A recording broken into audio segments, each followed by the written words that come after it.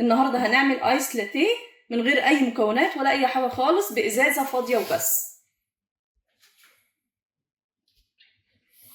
شايفين بقى كميه الفوم قد ايه في الكوبايه؟ ازازه فاضيه. هحط بقى شويه تلج حلوين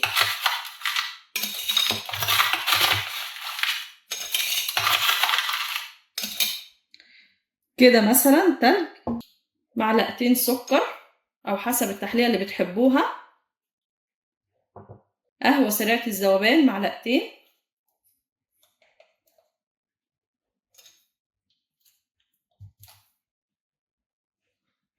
لبن،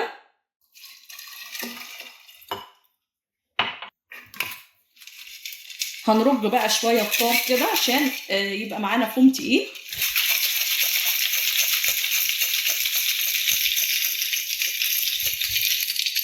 رجوا بقى شويه حلوين كده دقيقتين، عشان كل ما بنرج بيبقى معانا قوام تقيل والفوم كده بيعلى.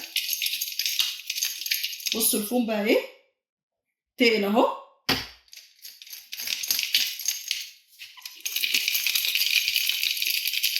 هحضر كوباياتي والتلج بقى بتاعي. احط تلج في الكوبايات.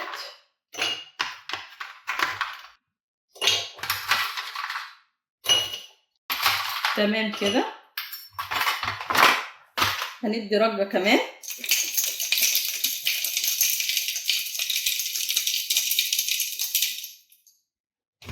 وهنصبه في الكوبايات.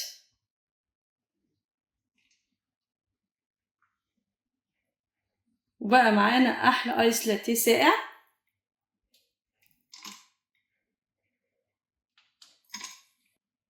ده كان فيديو النهارده، يا رب يكون عجبكم. باي باي.